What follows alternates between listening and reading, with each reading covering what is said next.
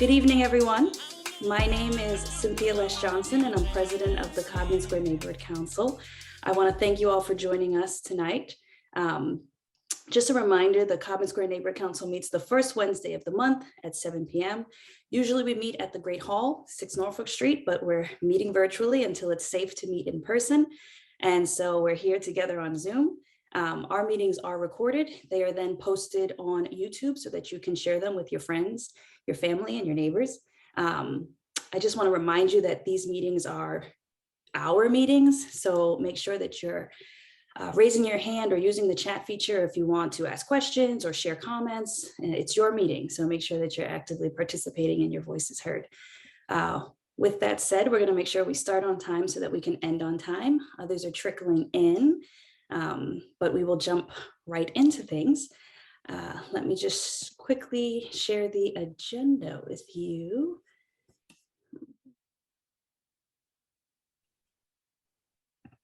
Can everyone see this?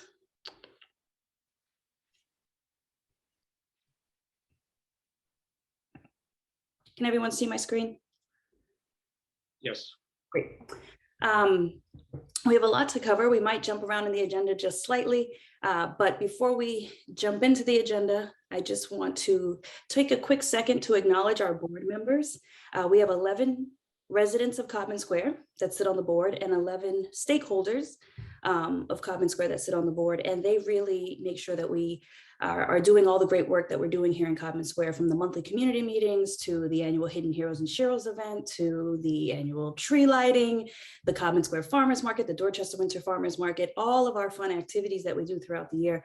So I just want to ask our board members, if you're on, to raise your hand or wave, just let people know who you are, because we just want to show our gratitude to you for all of the hard work that you do. You can visit our website to learn more about them and who they are, and I'll put that in the chat. And then I also want to take a moment to just quickly thank all of you for being with us this evening.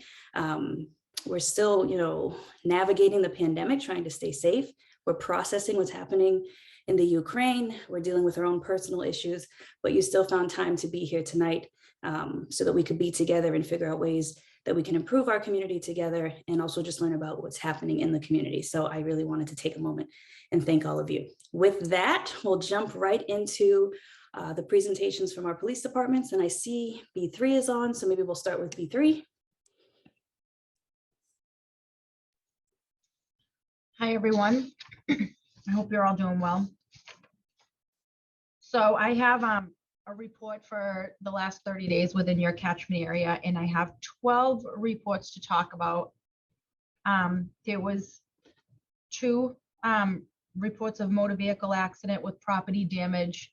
In other words, the vehicles were destroyed, but no serious injuries with anybody. We had a person stabbed on Armandine Street on February 21st. It was an argument over a cell phone between 2 individuals, and so the victim was cut in his hand and across his stomach, small laceration. The victim declined any medical services. There was a verbal altercation that occurred on Armandine Street separate from this. A call came in from a third party. So the third party called on a specific apartment number. When the officers responded, the individual answered and said it was just a verbal argument. We had a towed motor vehicle, Washington Street, blocking driveways. A couple of traffic stops of people violating the auto law, operating a motor vehicle after having a suspended license. There was a sick assist, nothing serious. EMS assisted with that, transported someone to the hospital. We had 3 vehicles that were stolen. The first one was on February 1st at 6:30 a.m. The owner of the vehicle left the car running and ran into the house, came back out, the vehicle was gone. Second one occurred on February 10th at 3:35 p.m.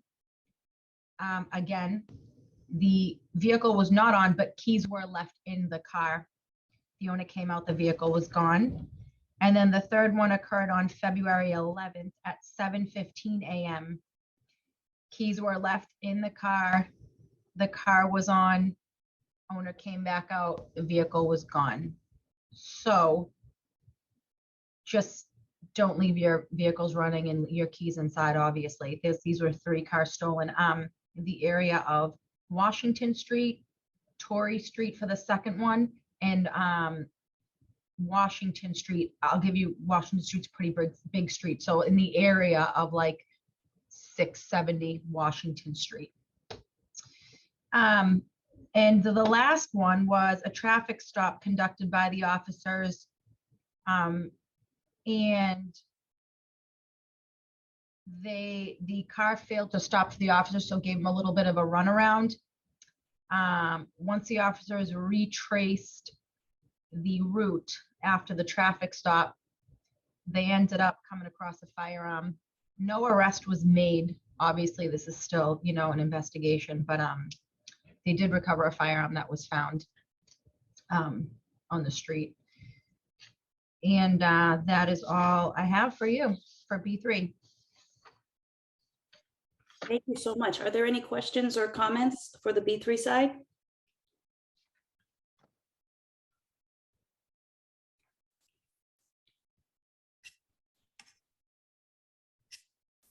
Let me just make sure I can check the chat as well. Nope. Okay, thank you so much for being with us this evening and giving us the B3 update. We appreciate it. My pleasure. See you next month. Thank you. I like your background. Thanks. I'm hoping to bring some warm weather here. I keep saying it in every meeting. We're like close to the 20-day mark for spring. I'm not counting or anything, but Right. Right. And do we have C11 on? Officer Keaney's here. Can you hear me? Yes, we can. Hi, Officer Keaney. Hi, how you doing? Good. Long time no see. Still no see, but long time no hear. I've got a few things to let you know what's been happening in and around the square in the last 28 days. This is all February. Starting on February 5th at 6:40 p.m., we got a call for an armed robbery at Tammy's Nails at 555A Washington Street. Gentleman went in, black male, dressed all in black, armed with a knife, wearing a hoodie with a distinctive emblem on the pocket that was advertising a local Dorchester business, shall we say.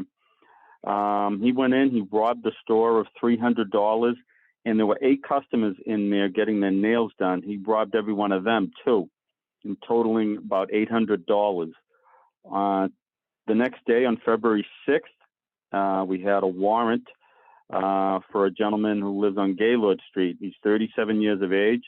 We found him at home, and we arrested him and charged him with 9 different counts of armed robbery. Some really good detective work there, and a very, very nice arrest. Dangerous man. On the 9th at 7:42 p.m., ShotSpotter went off in the area of Washington Street and Dunlap. We located a couple of witnesses, and the cameras in the area showed 2 then unknown males fire a couple of rounds at a couple on Washington Street. One car was hit. Thank God no one else, no one was hit, no buildings. The suspects then fled down towards Talbot Ave on the District 3 side. About a half hour later at 8:17 p.m., one of our officers spotted a gentleman matching a description of one of the shooters coming out of the driveway at 113 Millett Street. He was positively identified. He's 18 years of age, and he was charged with several felonies, including possession of a firearm, firing the firearm, and assault with intent to murder. Again, another nice arrest. February 22nd, anytime between midnight and 6 a.m., an unknown suspect broke into the rear hallway of 666 Washington Street, went down to the basement and broke through the wall and into the basement of 664 Washington Street, which is Betty's Beauty Spa. Downstairs, they forced open a safe and took $300 in $5 and $1 bills. A lot of work for very little gain. And you got to kind of know that layout to know that there's a safe in the basement. This is being handled by day detectives in District 11. And last, on the 24th at 7:20 p.m., we got a call for a person stabbed in the vicinity of 710 Washington Street. On arrival, spoke to the victim, stated that a group of 4 teens, couldn't give us anything more than that, it was just 4 teens, suddenly jumped into the back of his cab. Guy's a cab driver. When he yelled at them to get out, one of the teens opened up the driver's side door and stabbed him once in the lower back. Victim rushed to the hospital. He's going to recover. He couldn't even tell us which direction they ran. We were able to get some grainy photos off of one of the stores of 3 suspects running away. And that is what I have for you in the last 28 days on the C11 side of Codman Square. Thank you so much, Officer Keaney. We missed hearing from you and hearing your reports. Are there any questions or comments for the C11 side? You probably have 5 kids now, for all I know. It's been that long. We've missed you. Well, thank you very much. You're very kind. And please let me know. Call me next month, and I'll be here for you. Excellent. Thank you so much. Good night. Bye. Oh, good evening, ma'am. Okay, great. I see some conversation happening in the chat, so we'll make sure we monitor that. Moving along in the agenda, we will now hear from Richard Scott to let us know about the Dorchester Winter Farmers Market. All right, thank you, Cynthia. How's everybody doing? So as everybody knows, we have started the Dorchester Winter Farmers Market. We officially started in person a couple of weeks ago. We wanted to start January 8th, but due to the weather and low temperatures, was held back. But this week we'll be in person this Saturday from 10 o'clock to 1 p.m. And we'll be having a special guest. The Mayor, Michelle Wu, will be at the market this week. So we asked everybody to come out and support. And during this time, we'll be giving out $20 worth of coupons to 50 families. We also have our vendors here, as you see in the pictures here. We have Norfolk Boston. We have Steel and Rye, as well as Iggy's Bread, Oasis on Balu, Stony Creek. So we have different types of vendors. We have even more coming this week. So feel free to come by. I'll be there. So will the bulletin. So on top of that, we also have our online market. You can search it up on the Dorchester winterfarmersmarket.org. And here you can either pick up in person, select to pick up in person, have home delivered, and we usually have that open from 2 p.m. on Wednesdays. So feel free to check that out as well if you're not able to make the in-person market. But that would be my announcements for the market. Hope to see you guys out there. And if you have any questions, I'm here. You can also send me anything in the chat. I will respond. Richard, can you put the website link in the chat for everyone? Yep, I can do that right now. It's super exciting that the mayor's going to stop by this coming Saturday, but she's not our only special guest. Boston City Councilor Brian Worrell will be there. State Representative Russell Holmes will be there. We'll have all of the organizers of the market, including the Codman Square Health Center. Sandra Carterell will be there, the CEO. So it'll be a nice event. And will we have good weather? Because it's been a snowstorm like almost every Friday and or Saturday. Will we have good weather, Richard? Yes, we will have good weather for Saturday. Okay. Fingers crossed, because never know what can happen the next 2 days, but we're good to go for this week. Are there any questions or comments for Richard regarding the Dorchester Winter Farmers Market? No? Okay, this group wants to move right along. So you'll put the information in the chat for us. It's wonderful that you can have farm fresh food delivered to your doorstep, especially since we've had so many snowstorms or single digit temperatures. It's been nice to utilize that resource. So thank you for all that you do, Richard. And next, we're actually going to hear from one of the vendors of the market, another Richard, but from Smile Drinks. Hello, everyone. Give me 1 second. Let me share my video. Thank you for having me. Sorry, I'm really bad at Zoom. It's like I'm not really too Zoom savvy. You're not like sure. second. All right. Well, thank you, Cynthia. Can you guys see my screen? Yes, maybe you want to expand it a little bit. Or put it in present mode.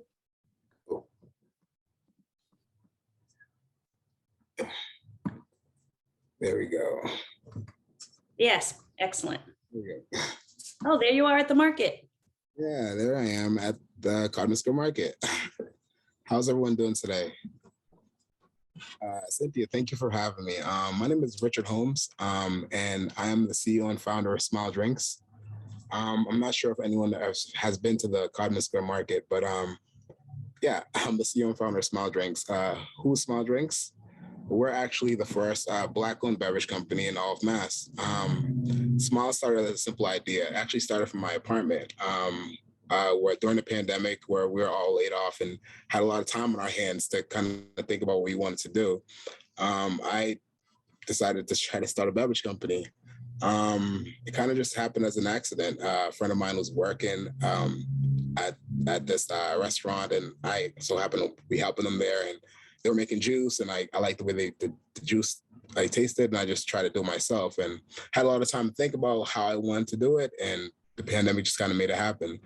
But fast forward like a year and a half, almost 2 years, we started in the apartment, and through the support of the community and the drinks actually tasting not too bad, we're able to get our own commercial space. We're able to kind of like, build up our equipment, get the right equipment that we needed to kind of continue our growth. And now we're here. So I just wanted to give you guys a little detail about who we are. And yeah. All right, so Smile Drinks is the first Black-owned beverage company in Mass. Started off in 2020. Currently, we have 5 different flavors. We have a freshman lemonade, red guava citron, a strawberry citron, and a Corey's peach, and a Lilliquoi passion fruit. Currently,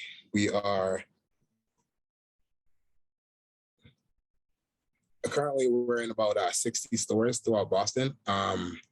There's a link that I'll provide you guys to check that out. Currently in about 6 stores throughout Boston, and where we are right now, we're trying to actually hire employees, we're trying to upgrade our equipment.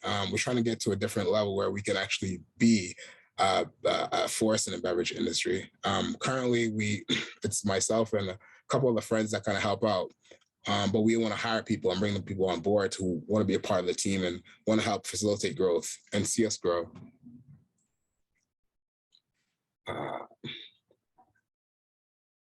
Bit on how you would be able to support us. Word of mouth for the most part. There's a link that you guys will be able to click, that retail locations where you can check out where you can find the drinks and potentially go and buy them and check them out and tell me if you like them. Or we also have an online store, smiledrinksnow.com, where you can go and order the drinks online, and we can actually deliver it to your house or your business or wherever you like it to be delivered to. But we're actually having a donation drive where you can actually click the donor box, and you can actually donate to our, us trying to expand and get more new equipment and kind of level up a bit. What sets us different apart from most beverage companies, besides being the first Black-owned, all our drinks are all natural. We have no preservatives, no additives in any of the drinks. They're low in sugar, probably about 50 to 75% less sugar than most beverage companies, beverages on the market right now. But beyond just the drink, we're much more than a beverage company. Besides making great juice, we kind of go out and we organize drives. We have a network where we created that we will organize donations where people will donate clothes or donate different lightly used or new items that they want to donate to people who are less fortunate. And we kind of gather that up along with donations ourselves, and we kind of distribute it throughout the community. We partner up with a few childcare centers by basically sponsoring them with free juice. We try to organize so they can get free field trips, so we try to pay for the field trips for them. Yes, we're a small company. We don't have a lot of money, but there are different ways. There's a lot of ways that we try to help and be a part of our community. And right now, we'd love to do more, But because we're such a small company and like banks won't really like help us as much, so it's just us basically, and like just doing it ourselves and trying to, you know, continue to grow. But it's really hard. It's very hard. But I put in the work. You know, I work like 18 hours a day sometimes, just trying to make sure that like my dream and being able to like continue to help people and produce a good product, we can continue to do that. But it'll be great if I can have some support from the community. So yeah, this is why I'm trying to like organize this donation drive where I can have anyone, or if you can't donate, because I know it's like really rough right now, just spreading the word of mouth, telling a friend about it, or just even being a support and even being a support of the drink. That would really help as well. Yeah, I'm not really like, it's like my first Zoom meeting thing, so I probably didn't do a great job at it, but thank you guys for like having me, and I hope you guys are willing to like try the drink. And I will be at the Codman Square summer event, the farmers market this year, so come down and see me. Or one sec, you can like contact us as well. We have like a business line. You can reach us 24/7. Leave a message if we don't pick up after business hours. You can email us 24/7. We'll get back to you within 24 hours. You can check us out online at smiledrinksnow.com. You can also contact there as well. You can see there's a lot of different tabs and links that you can get through our website, like where to support us, where our locations are, a little bit more better like synopsis of like the business, better than I did talking to you guys. It's better laid out on the page. And our social media, it's there. You can follow our progress. We've been doing like, we're pretty consistent. We've been doing good for the most part when it comes to like being consistent with putting out product and growing. But it's hard, and I want to be able to like grow more, and I want to be able to like give back, and I want to be able to like hire people, and I want to like be a force. So yeah, so if you guys are just willing to check us out or spread the word of mouth, and thank you for having me. I hope I didn't mess up the flow for your meeting. But again, feel free to reach out anytime. And yeah. You did a great job, Richard. Thank you. Yeah, Show of hands, who on the call has tried Smile Drinks? I have. It's delicious and it's healthy and it's so good. And there's so many flavors. Yeah. I see a thumbs up here. Some people have, some people haven't. Are there any questions for Richard? I see another thumbs up. Richard participated in the Codman Square Farmers Market. He will be there Saturday as well for the Dorchester Winter Farmers Market. Yes, I will. Yes, I will be there. So if you guys want to stop by and chat or stop by and try some drinks, I'll have drinks for you guys to try as well. I saw some clapping of hands, people praising you. Thank you. Thank you. This is really wonderful. Can you please put the link in the chat so we can figure out how to donate and how to support your business? Yeah, absolutely. And again, thank you guys so much for having me. Thank you. Thank you. No other questions or comments for Richard? I saw a lot of responses here, so people are supporting you, so that's really good. Thank you. Okay, well, he'll be on the call, so you can feel free to message him privately or ask questions in the chat that you want everyone to see the response to. But make sure you visit the Dorchester Winter Farmers Market on Saturday, 10 to 1, so that you can try Smile Drinks. Yes, great. How do I stop share? Just push stop share. Moving along in the agenda, we will now hear from the Bold Teens, and they'll give us an update on what they've been up to. Hello everyone. My name is Lawrence. I'm a Bold Teen.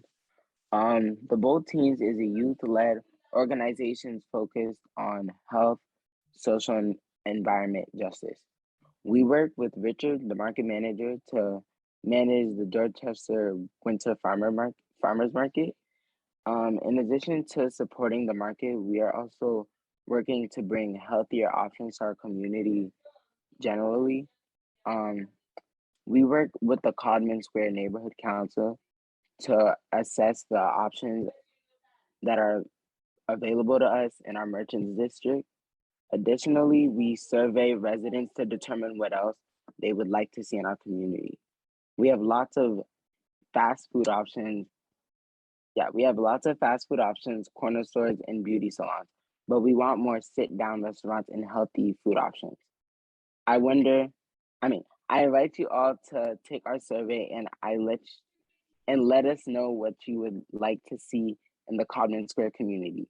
Please take out your phones and aim them at the QR code to take our very quick quiz.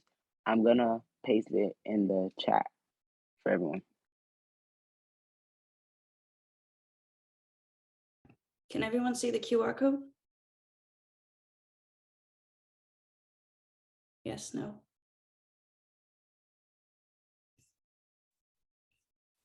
And you'll put it in the chat as well, Lawrence?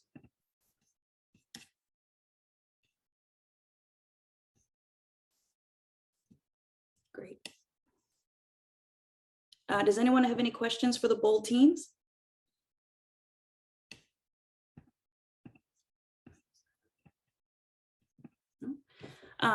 This is great. I'm so excited that you guys are working on this initiative with the council. When will we be able to hear about some of the survey results? Because I know I've filled out the survey. I've shared it with my neighbors and my family members.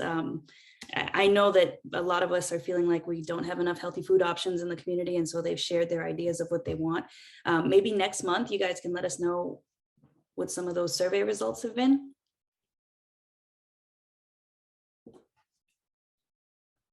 Lawrence? Yes. That's up to Richard. I don't really know how to get the results. So Richard? Yeah, so we'll have the results ready. Okay, great. If there are no other questions for the bold teens, I want to thank you guys for all of the work that you're doing. It's wonderful to see young people working to improve the community in the way that you guys are doing. And it's always a pleasure seeing you all at the Dorchester Winter Farmers Market. So thank you all for your hard work. Moving along in the agenda, we will now hear a little bit more about the McDonald's request to extend their hours of operation. This is the McDonald's at 605, 607 Washington Street. Are you guys on? Just see. Yes, we are. Excellent, welcome. Well, thank you for having us. Just for anybody who didn't hear earlier, my name is Cherag, the part owners. My father, BJ Selly, is on the phone.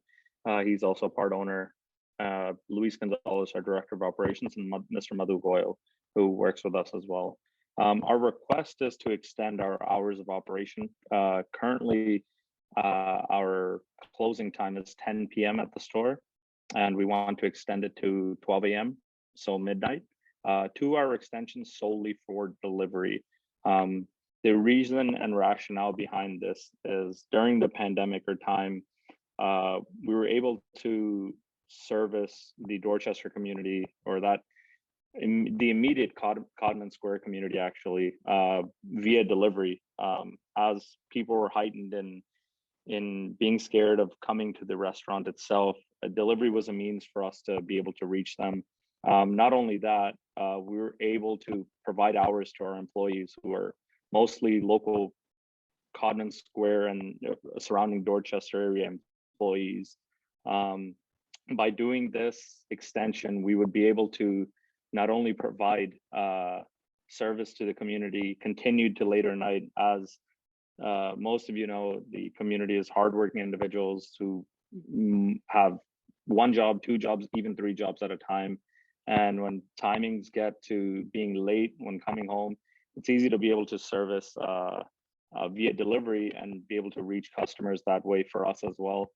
During the time of COVID, we remained open for that reason, for our employees to be employed, and alongside that for the community to be served. And then alongside just servicing the community, it allows us to add about 4,000 hours worth of employment, about an average for the year, meaning about 10 to 12 hours a day, 5 to 6 people would be closing. So it would be anywhere from those 5 to 6 people. So it'd be 10 to 12 hours a day, and then around about 4,000 hours for the year. It allows us to to not only serve the community, but make sure our employees are getting more hours, and most of our employees are local. But that is the request, and it would be delivery only, so no traditional foot traffic coming into the store. We would have it serviced so that we shut off our lobby hours at 10 o'clock, and then from 10 to 12, we would service only delivery via third-party apps. Thank you for your presentation. Questions or comments from those in the meeting?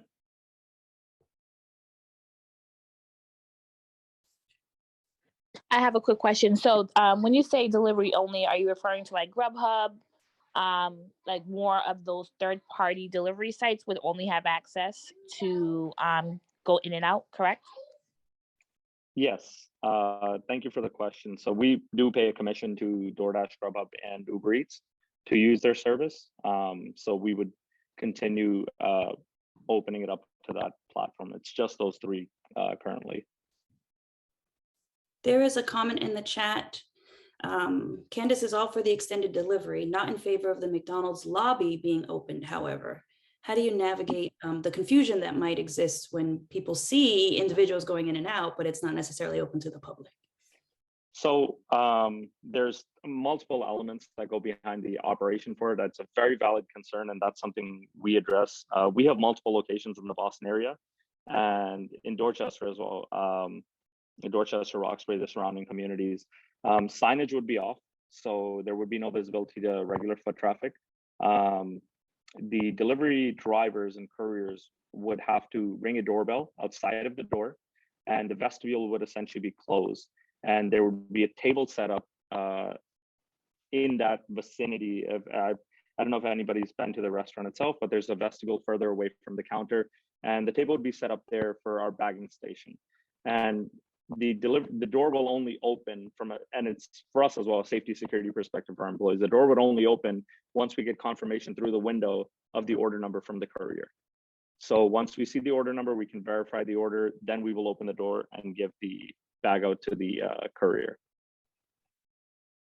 I hope that answers some questions about regular foot traffic versus the delivery drivers. And we will be changing our Google hours and all of that fun stuff as well, so that from a public social media standpoint, everybody knows its lobby's closed at 10. Does that answer your question, Candace?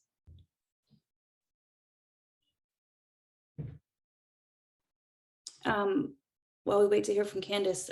It does, yes. Thank you. Yep. Thanks, Candace. Thank you. How busy have you been with deliveries because of the pandemic?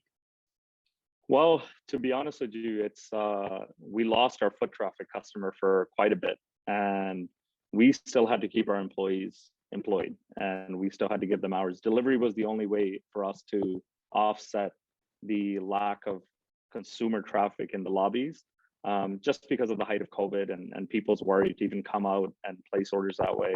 So we were not busy before, but now that we've built up delivery over the time of the pandemic, it's a viable option from a lot what we hear from our customers. So it's been a lot better now than what it was over the last 2 years in regard to delivery.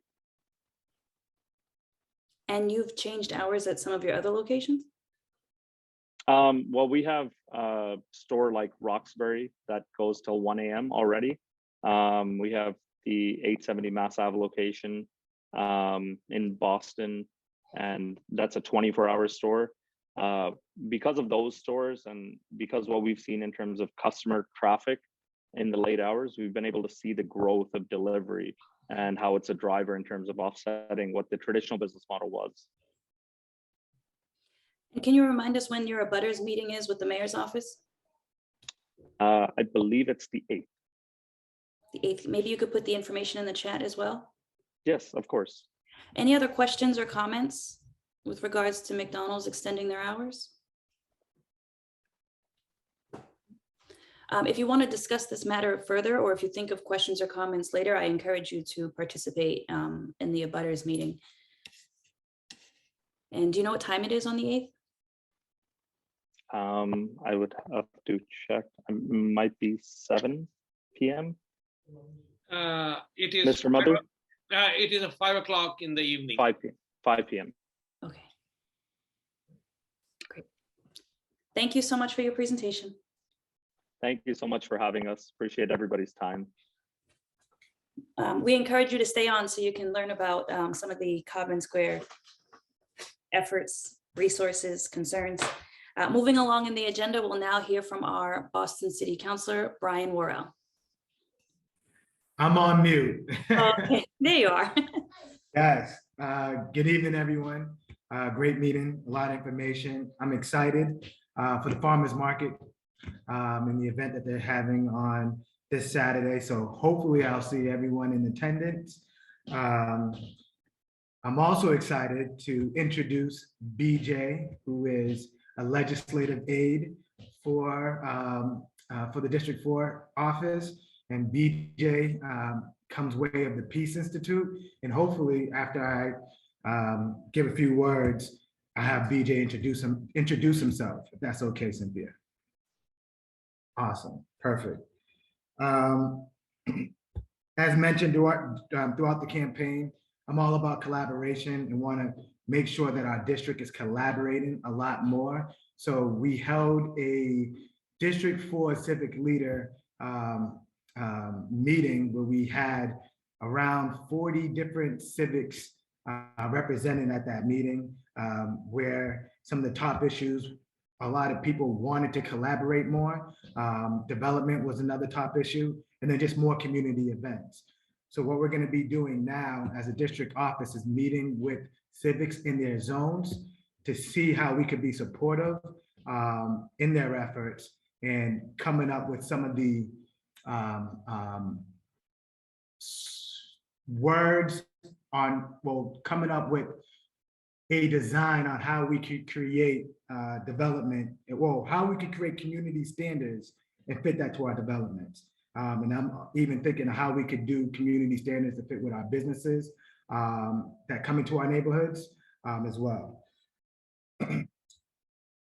Also, we're going to be scheduling neighborhood walks. We're going to be walking the neighborhoods. I believe we have a walk scheduled now with BTD on Center Street, and we're looking to do scheduled walks around Wainwright Park to not only talk about some of the traffic issues, but any quality of life issues or any issues that our neighbors have in our neighborhood, and also to connect with our neighborhoods to let them know about the great work that the Common Square Neighborhood Council is doing, or whatever civic association represents the area that we are knocking. So those are going to be happening very shortly. And then we also have a survey, which I'll plop right here in the chat. And what we would love to do is to have as many people in the room fill out this survey to let us know what areas you would like for us, or what areas you would like to collaborate with us on. You know, our office is 4 people strong, but we need everyone in the community to help us push the issues that we have been fighting for here in our community forever. So we're asking you to fill out the form, let us know what issues are important to you and what issues you would like to collaborate with the office on, because it's going to take everyone in this room and everyone outside of this room to bring some change into our district. The Black Men's Commission, the application is open until March 9th.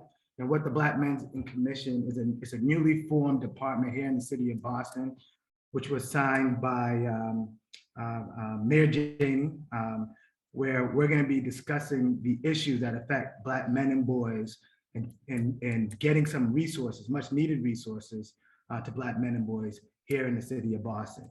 So if you're interested in applying, please go to this website, the boston.gov website, and apply to be part of that commission. Also, the city's is issuing small business grants to the amount of, I believe, $15,000. It's going as a first come, first served basis. So please, all small business owners, please fill out the application, which is also on the City of Boston website. And its priorities is going to be given to brick and mortar and restaurants. And then I know there's a state grant that's given up to $50,000. So please make sure if you're a small business owner to fill out the application. And then to give you a idea of what I have been filing on the city council, I have filed a hearing order to talk about what type of services or how can we increase services in snowstorms for our residents. So we'll be having a hearing order on that, and I've heard some great ideas, whether it's having a well, not a bucket, but a bucket of salt at the end of Main Street that neighbors can access to put on main roads. And then also there's bobcats that are issued in high pedestrian areas. You probably see these at Ashmont train station. We want to be able to get more of those inside of our high traffic pedestrian areas, but also seeing what type of services, what more services can the city of Boston provide to our homeowners, especially to our seniors. The other hearing order I have submitted was an order for a hearing regarding a cradle to career tracking system, where we want to create a clear pathway for children as soon as they're born to the time that they get a career. And then making sure that we as a city are investing into those models that are proven and also replicating them. And then the other one of two more. We're going to be discussing reparations here in the city of Boston. And then also a hearing order on equity in city contracts, where we're going to try to create more.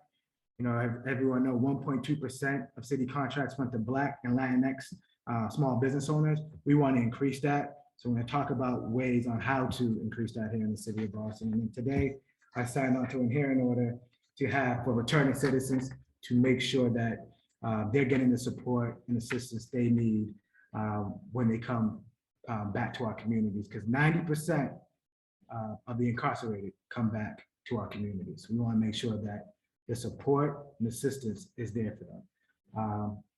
I'm also doing virtual office hours.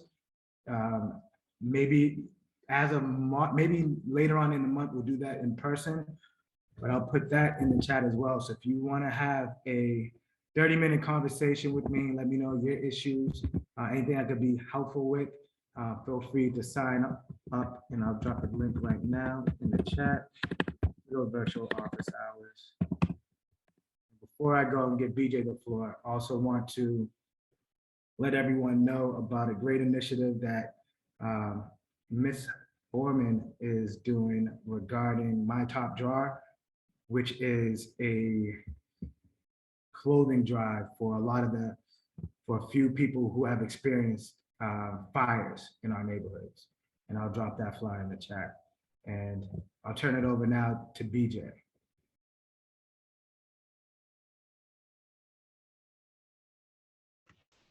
Hi, everybody. It's nice to meet you all. My name is, actually, my full name is Chukwu Emeka, but everyone calls me BJ. So you all are welcome to call me BJ.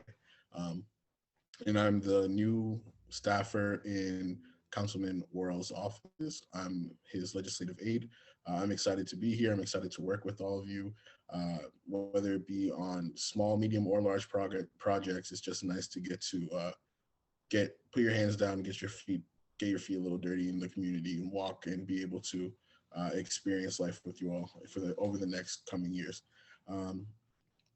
I don't have any announcements, but I do want to say thank you all for, just doing what you do. Very nice to meet you, BJ. Thanks for being here tonight. We hope to see you here every month. 2 months in, Councilor Worrell, you have hit the ground running. You're very busy. This is great. Do you have any questions or comments for our councilor? I just want to take a moment and thank you again for assisting us with the Dorchester Winter Farmers Market coupon program.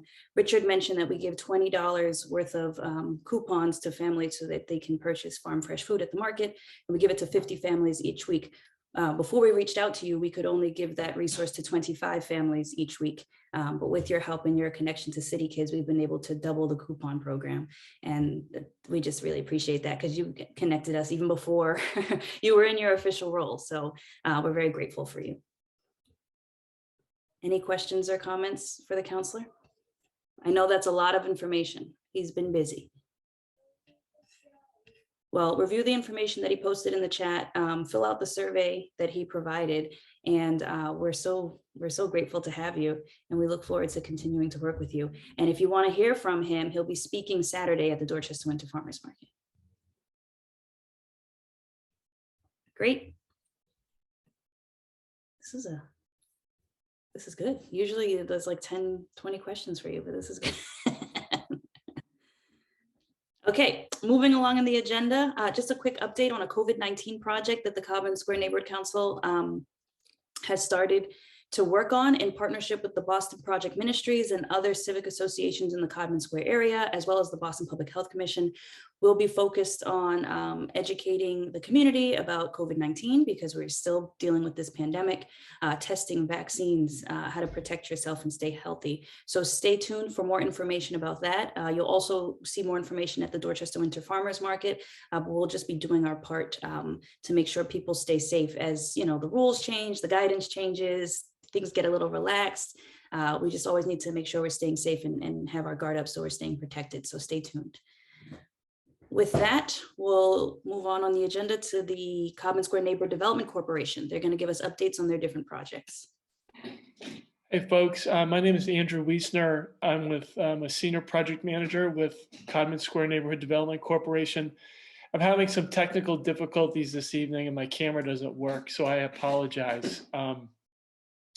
Just wanted to introduce myself to the community and talk about just a project that I'm working on that I can update you folks on. I'm responsible for a project on Bowdoin Street and Bowdoin Avenue. It's called Four Corners Plaza. It's 39 units of affordable housing with ground floor retail. And it's a project that we're really excited about to bring to the community. More retail opportunities as well as more affordable housing. We are approaching the financing closing of the project in the next 6 weeks or so and hope to start construction in April. So hopefully in the springtime, you folks will see some activity on that corner and it will be indeed our project that we're really excited about. And that's it. Thank you very much, Cynthia. Excellent. Any questions or comments for the Codman Square Neighborhood Development Corporation? We appreciate this update, and you guys have so many properties. I think you're the largest property owner in Codman Square. So feel free to come back as often as you wish to give us updates on the different properties and the different projects and let us know how we can be supportive of the work that you guys are doing. Thank you very much. Thank you, everybody. Will any spaces be for sale? Question. No, they're all rental properties. Great. Any other questions or comments? No? Okay, thank you so much. We look Sorry, forward- real quick, Cynthia, I didn't catch the cross street. It's Bowdoin Street and Bowdoin Avenue. Thank you. Other questions or comments? No? Okay, thank you again. We look forward to hearing more from you. Moving along in the agenda, I just wanted to quickly bring up Love Your Block. If you're not familiar with Love Your Block, it's the City of Boston's annual cleanup. Everyone, all the neighborhoods participate. We do our part to beautify Codman Square. Sometimes it's planting, sometimes it's painting, sometimes it's cleaning, sometimes it's, I mean, you name it, we've tried it in all areas of Codman Square. I don't know the date of Love Your Block this year. Does anyone on the call know? I know. Hey, Cynthia, it's Denise. Good evening, everyone. So just to confirm with the whole, I know everyone's kind of, used to Love Your Block. I've been getting tons of emails because that was my old department. So they finally filled Kyra's old seat. They kind of changed that department around a little bit. So Henry's the new director for that office for engagement. I meet with him tomorrow just to kind of like run through things with Love Your Block. So we're hoping to kind of still do it in every neighborhood how it was prior, but I'm just going to meet with him just to kind of see how they want to go, the city wants to handle it. I know, you know, they're lifting mask mandates and stuff. So I know some people are kind of excited to be back outside. And even during COVID, we did a great job with, you know, still doing Love Your Block and keeping everyone safe. So that's something that I personally would love to do. I know this is being recorded, but one thing I could promise is like, if Love Your Block for some reason does not happen this year citywide, I still want to coordinate things for Mid-Dorchester. So I will still try to do that outside of Love Your Block for us. Hopefully no other neighborhood sees this, but that was my old department. And I hope I'm still like, it's, you know, that's where my heart is. So beautification and, you know, community things is still stuff that I love doing. So I would still love to do that. But I'm meeting with Henry tomorrow and I'm hoping that we could kind of get this going for like April or May. So I will come back and like update everyone on that. Cynthia, I'll update you next week for sure. Since I'm already speaking, I guess my updates is just a reminder that the indoor mask mandate will be lifted on the 5th of March. I know that they're still kind of in talks of as far as BPS. They have a meeting March 9th around, you know, BPS schools with the mandate being lifted there. But as of now, it's just indoor spaces in Boston that will be lifted on the 5th of March. And as of yesterday, the 23, 28, and the 29 MBTA buses are free for 2 years. So I just wanted to mention that again for folks. I know the Bold Teens mentioned the farmers market, but I'm hoping to, you know, like get a good crowd and see folks out there to support. Hoping no rain, no snow, but I know it will be cold on Saturday. So, you know, hoping everyone still bundles up and comes out. I will be out there. On Sunday, Phil's Corner Main Streets. I know that since Codman still kind of overlaps in some areas around Shawmut for folks who live within the area, they're doing a Winter Express. So it's going to be like an ice skating ring, art activities, games, music, food, and that's going to be in Phil's Corner, and that's 1565 Dorchester Ave, and that's Sunday from 12 to 3. I will also put that information in the chat. So that would be fun for the kids and all of that. And then Mother's Rest Park, which is kind of, you know, on the other side in Four Corners, but they are doing the 4th public meeting for the design. So for folks who utilize Mother's Rest Park or who walk down there or still live within that area, please join that meeting on Thursday. I will also drop that information in the chat. I think it's great when the community is involved on what they would like to see and how they would like to see certain things like implemented. So I suggest that people definitely, you know, like either do the survey or reach out to me or the Parks Department if you have any suggestions, or please join that meeting on Thursday as well. I will also drop my information again in the chat if anyone has any questions for myself, or if they're just concerned around anything happening within the neighborhood, please feel free to reach out. Thank you, guys. Thank you for all those updates and announcements. Let's circle back to Love Your Block. This is why we love you, because you're so passionate about making sure we get to do the things that are important to us, regardless of if it's going our way. You'll let us know as soon as possible if there will be an official Love Your Block. This is an event that we get excited about every year. So I'm going to ask everyone to just utilize the chat. If there was an area of Codman Square that you wanted to show a little love to clean up, to beautify, just put your ideas or your recommendations in the chat so that we can figure out how we might want to move forward based on the information that Denise gets. And I'll also just put it out there that Kathy Baker Eclipse from the Parks Department shared that the Parks Department is ready to meet about the finalized design plans with regard to Codman Square Park. So that maybe is an opportunity too, that we maybe clean Codman Square Park, beautify Codman Square Park, and have that meeting with the city and the architect and the landscape designer and things like that. It's just an idea. That's my idea. So you guys put other ideas in the chat and we can collectively figure out what's best for Love Your Block, whether it's officially happening with the city or not, because it's something that we are excited about and care about. Thank you for your updates, Denise. Any questions for Denise in the Mayor's Office of Neighborhood Services? No? Okay, great.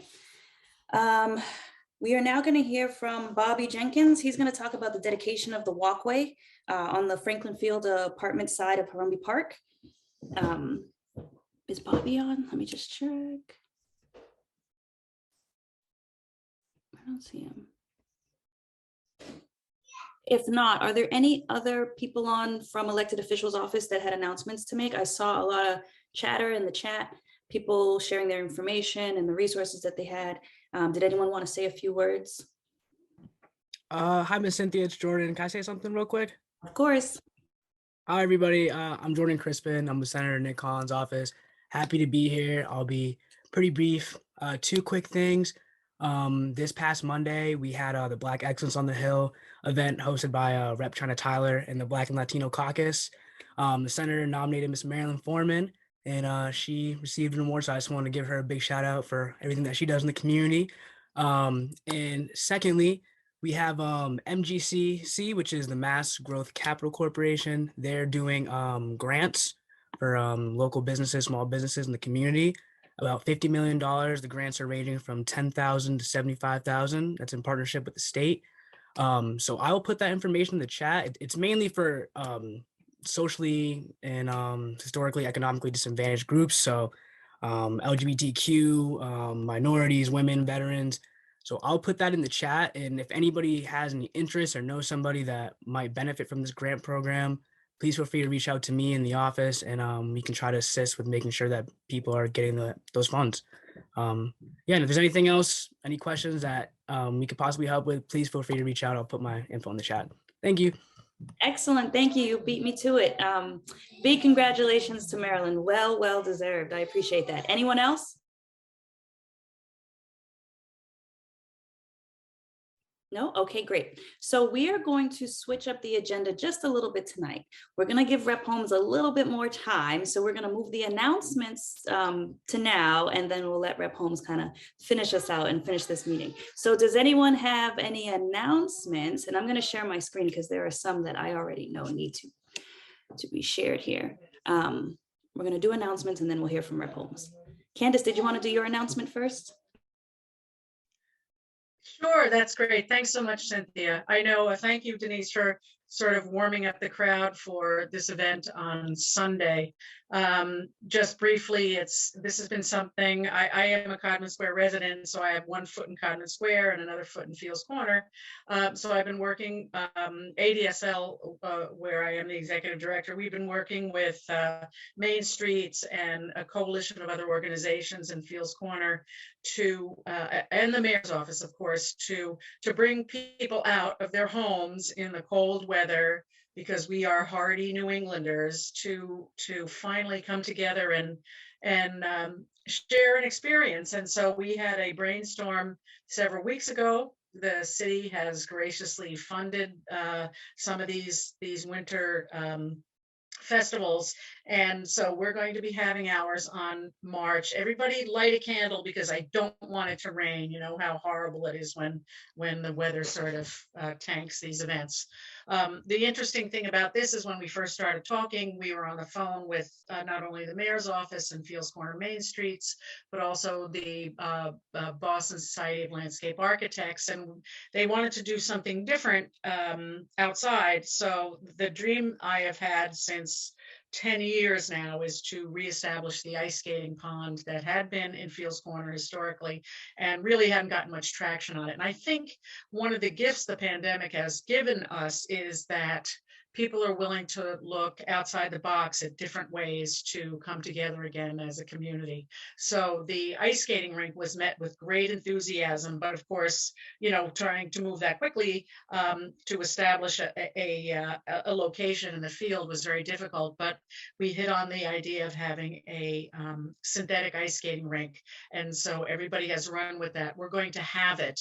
I'm asking everybody to come out and try it out. The skates will be lent for free, so you don't have to have skates. But for me, this could possibly be the start of an idea of having outdoor rinks in other community parks, that neighborhoods can come out and just be with each other in the cold months, intergenerational and just healthy activities. So for me, that's a really important piece about this Winter Express, in addition to all the other fun stuff. So I'm asking you if you can make an effort to come out, wear a raincoat. You know, I heard if anything, it's going to be light rain, but really come out and send the message that our communities need to come together and do innovative things in the cold months. And we can do this. We're a resilient community, and I know we can do it one more time and hopefully more in the future. So that's it. That's my spiel. Thank you. Thank you, Candace, and thank you for your perseverance. We will be there on Sunday. This is so exciting to see in Dorchester, and we're so grateful that you led this initiative. Yeah. Any questions? And I'll see you on Saturday too at the farmers market. Great, you guys have a busy weekend. Yeah, who needs downtime? Great. Okay, we'll move on to the next announcement. Melissa? Hello, hi everyone. My name is Melissa Dagger. I am part of the neighborhood council, and I'm also a therapist at the Codman Square Health Center. So we are really excited because we are starting a support group. The group that I'm in particular running, we have 3 groups that are going to be running. The group that I'm going to be running is a support group for families and parents and caretakers of individuals who identify as trans or non-binary. This is a 12-week group. It's going to be on Mondays from 6 to 7. It's on Zoom. And the dates on here, yes, it's March 14th, and then the last day is June 15th.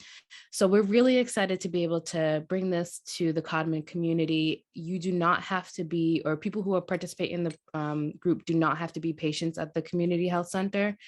And if anyone is interested, you can contact me, the number on here and the email on this flyer as well. We will have 2 other groups that are running. One is for trans and non-binary young adults, so people from the age of 18 to 29, a support group. It's similar, it's a 12-week group that's going to be on Fridays through Zoom, 12:30 to 2 p.m. That starts on March 18th. So these are coming up really quickly. The third group will be for a kind of support group for trans and non-binary youth. Though that day we are still confirming, but if anyone has any questions for any of the groups, you can absolutely contact me with this number here or the email that's on the flyer as well. I don't know if anyone else is on from the group. Yeah, hi, my name is Jordan Brooks. Good evening, everyone. I'm going to be running the youth group. So that will be running on Tuesdays from 5 to 6:30 p.m.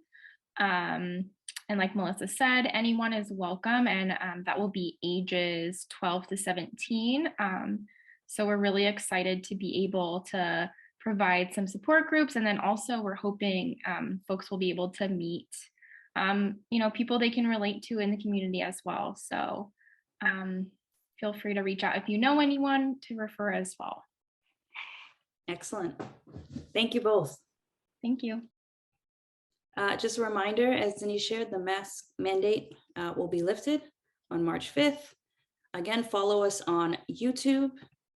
The Dorchester Winter Farmers Market will have special guests this Saturday. The market's from 10 to 1. The speaking program will be at 12. And then there's the abutters meeting for the McDonald's that's trying to extend its hours on Washington Street. Any other announcements? No? Okay. Rep Holmes, you get a significant amount of time this month. You requested it. Please take it away and you can even close out the meeting. Not, Do you wait, mind? 10 to 15 minutes, right? With questions. I got you. I got Okay, you. okay. I got you. We're in the same place. Do you mind allowing me to share my screen? I think some folks have already seen this presentation, but I want to try my best to make sure I started to share this more with other folks.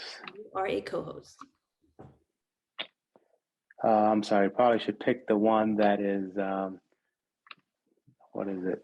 So not the Russell E. Holmes, but the one that is the computer. Thank you. Okay. Okay, Appreciate it. no problem. Thank you. So I wanted to begin a conversation that I've been having just because of the fact that we've had it a couple of times and it's kind of abstract to people because of the fact that I kind of talk about it generically. And I think it's just very, very important to talk about redistricting because of the fact that it changes all of our lives. And it's just a process that I think everyone needs to know about it because we do it at the state level. And now this year, we're going to do it also at the city level. And we know that Councilor Arroyo is going to be the chair of redistricting. So I'm sure all the folks in this room will want to make sure that you give him input because of the fact that how we redistrict reshapes who represents each one of us at the city level, at the state level, at the Congress, at the federal level. And I think it's important for us to spend a moment to just understand it. So every 10 years, many of us, as we know, we've just finished the census. We did it in 2020.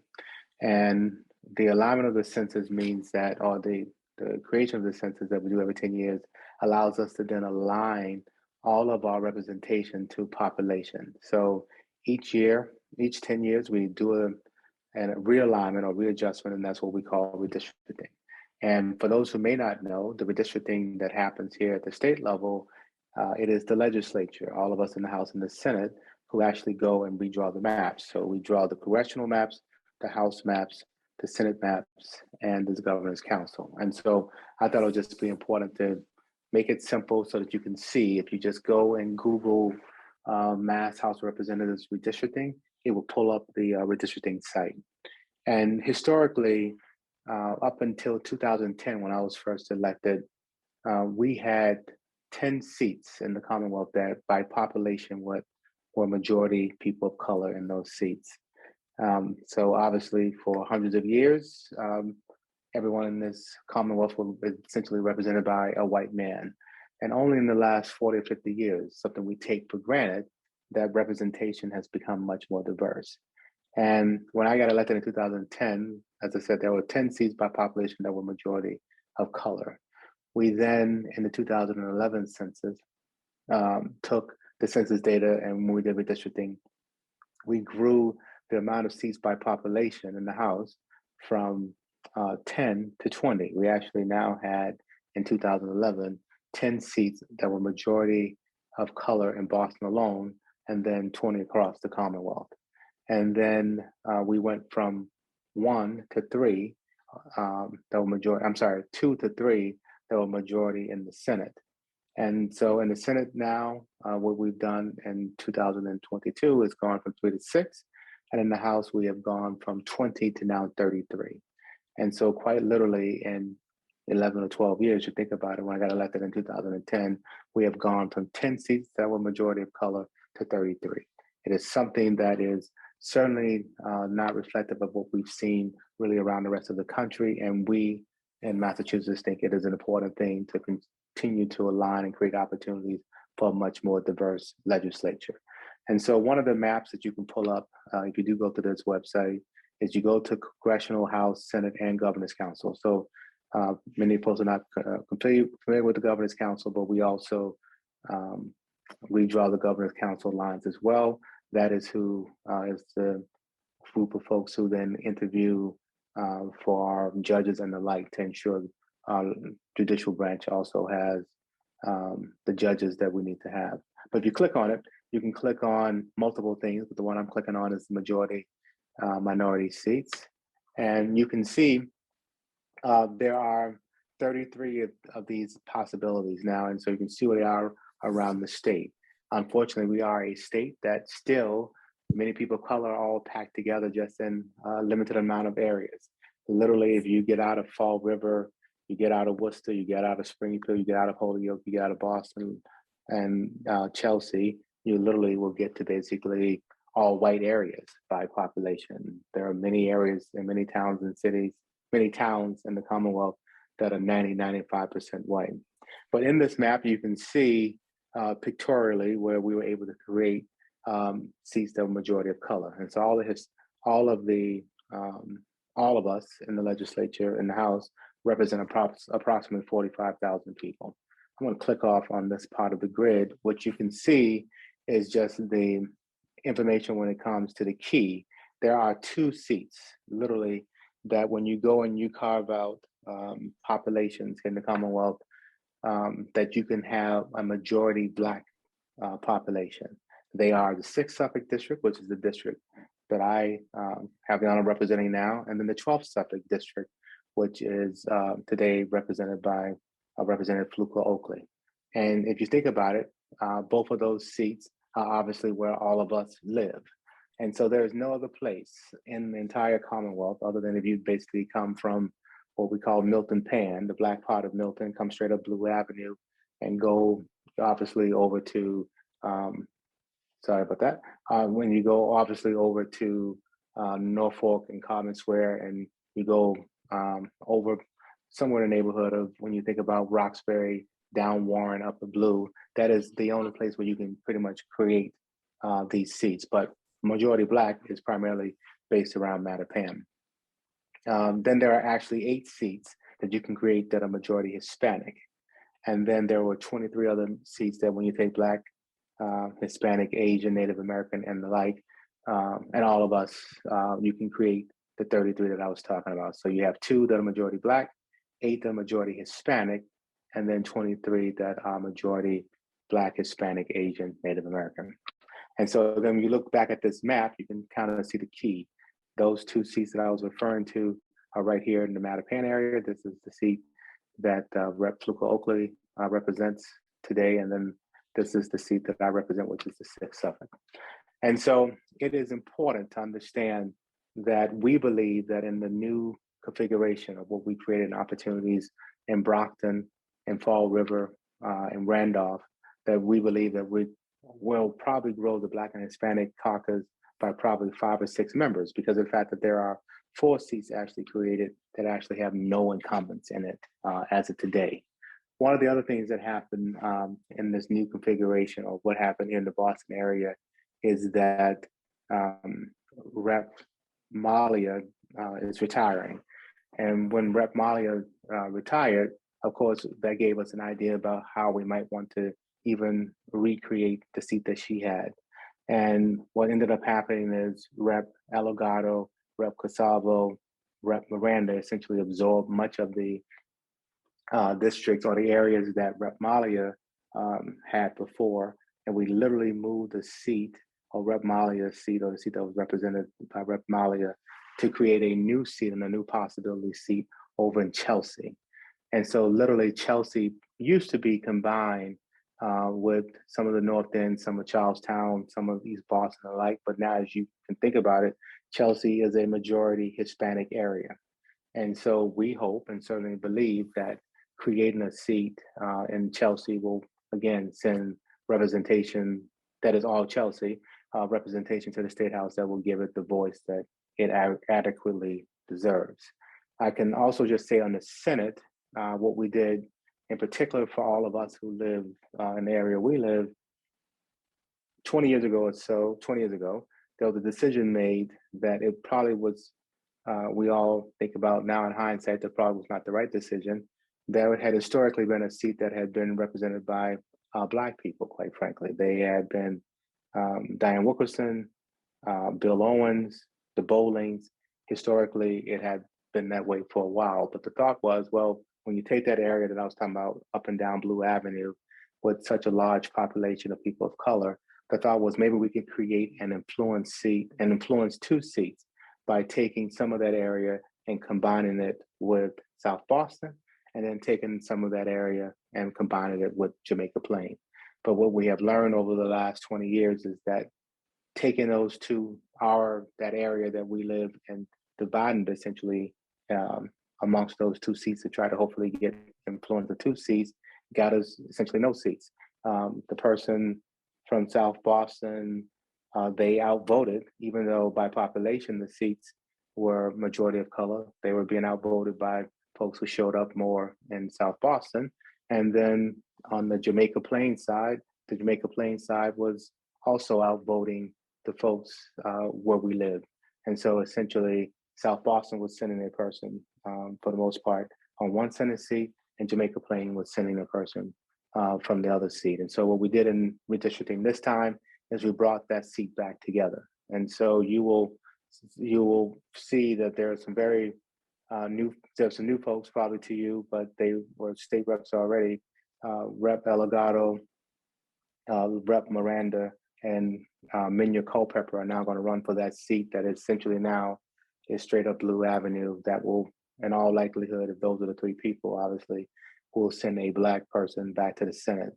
We do have a Black person now who's in the Senate, Lydia Edwards, but we had not had a Black person since Linda left the Senate and went on to work at Suffolk.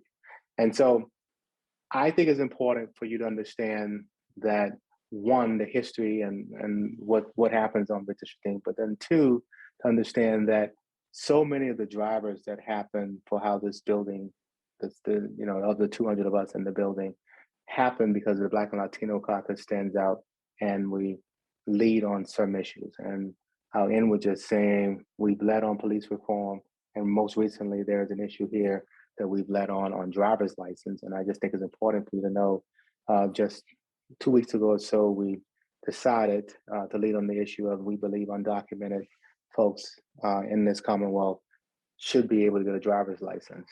And we believe that because we've seen 16 other states do it. We believe it because our streets are safer, and we could not get it done in the House up until recently. And the Senate had passed it before. We had enough votes to override the governor's veto. We'll probably get it back from the Senate in the next couple of weeks.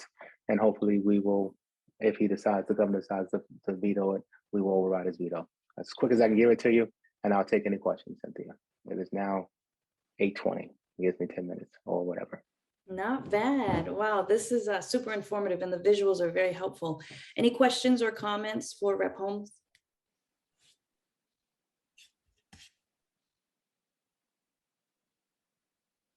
Could you share this presentation with us? So that's what I was saying. If anyone can see everything I just saw by Googling Mass House of Representatives and redistricting, and then you can go to you can see the old maps from 2011 to 2021. You can see the new maps, which are the new districts, and you can literally go through and break down the areas that you may have the most interest in. You can see the new Chelsea seat. You can literally just go and see what that map looks like for Chelsea. So it is not when you say share, it is all hopefully available. That's why I was trying my best to just show you. You can see what we've done in Everett and Malden and Fall River. You can just go and see online to just get a sense of what those seats are. Okay, great. So everyone take down that website if you can see it. Or you don't have to take it down. If you just think Massachusetts House of Representatives or Massachusetts Senate and just type in redistricting, you can then go and get it. The other thing I wanted to just show you is that literally we know every seat. Like literally you can go and you can see by every seat, what does the representation look like? This is important to us. We literally can say, hey, you may not know this 4th Essex, but that's up in the Lowell area. That seat is 67% Hispanic. You can see other Essex seats, 64, 67. We believe those are going to send Hispanics to the state legislature. And you can see also, we created in this latest round of redistricting 4 seats that have no incumbent in it, none. So we're certainly hoping those seats will send people of color to the State House, because you don't have a person who's already advantaged by being in the seat. So we are hoping this helps to get us the representation that we need. Great. You mentioned some of the individuals that'll be running. Do you know any others that'll be running for those seats? So the only 3 people who have pulled papers thus far for the Senate are the 2 reps and Minya Culpepper. There are some other folks who have said they may be running, but still not certain if they're going to run or not. But I'm saying, I guess what I'm also saying to everyone is, so many of us have moved to Randolph and Brockton, left this city. Look, we have opportunities now that we should also be advocating for these other areas as well, to say, hey, run out there. We've created opportunities for representation. Brockton is actually the only city in the Commonwealth that is in all of New England that's majority Black. So let's encourage someone to run there. That's what we're hoping to do. This is helpful. Marilyn in the chat said excellent information. Thank you. No other questions about this? So we're going to do it again, City Hall is about to start their redistricting process. Get engaged.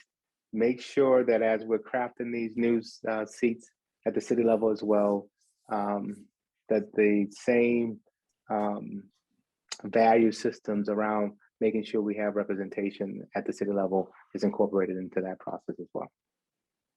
Excellent. With everything going on and as busy as we all are, we appreciate you showing up every month and presenting information like this, because this must be on our radar. We must be engaged and involved in this redistricting, and this is helpful for us to process what needs to be done. If there are no other questions or comments for Rep. Holmes, I'm going to thank you for your presentation, and we look forward to hearing from you next month. No problem. That was easy. No one had questions. Wow. You're getting applauses though, so that's good. We have the opportunity to end a little early. If there are no other questions or comments or anything you want to get off your chest or discuss, then I'm going to say thank you to you all, and I'll see you next month, same time, same place. Have a good evening. Good night, everyone. But I wanna be the change I wanna see in